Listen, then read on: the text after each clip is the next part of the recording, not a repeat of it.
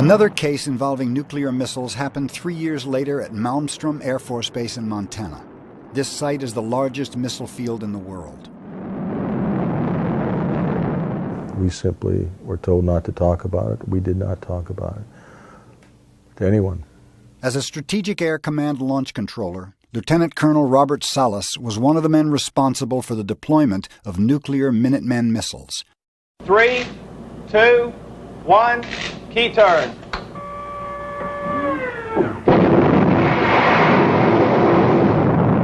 These missiles were to be launched as a counterattack in the event of nuclear war.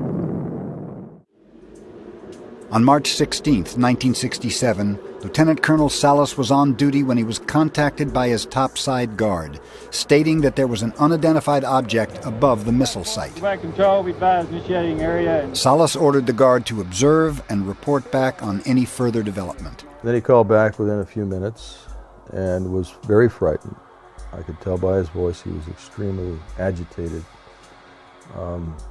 He said there was an object hovering outside the front gate, a reddish-orange, oval-shaped object, and it just hung there quietly. I went and woke up my commander and told him about the 2 phone calls.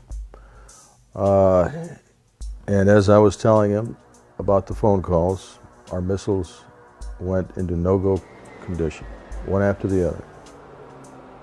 Well, we lost nearly 20 missiles that morning.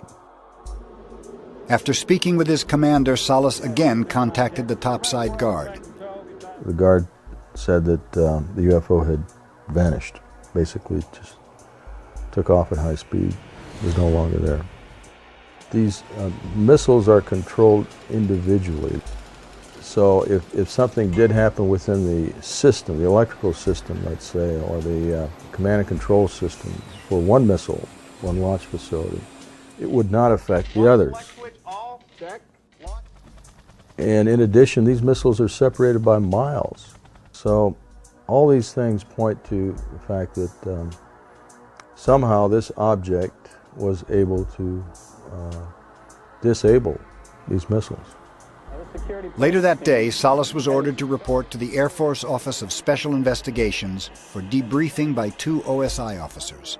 And so after we gave him our little debrief, the first thing the OSI guy did is stand up and said, "You need to sign these documents not to disclose any of this to anyone ever." And we signed, and basically that was it. Neither one of them asked too many more questions, and we were escorted out.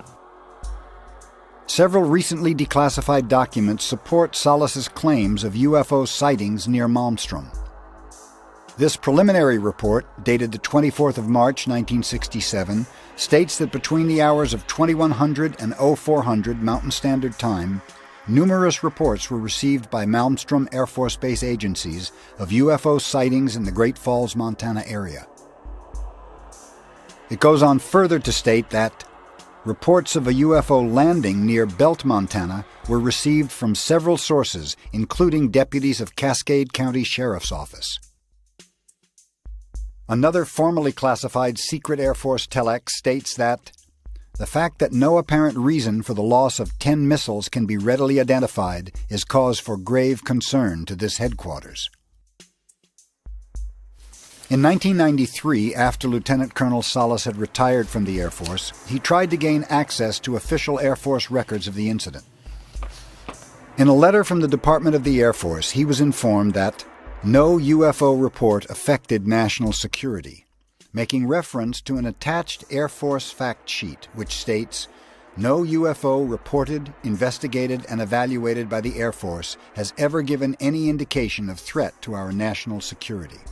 If 20 nuclear missiles going down at the same time, UFOs are sighted, nearly 20, is not a national security incident, then I don't know what is.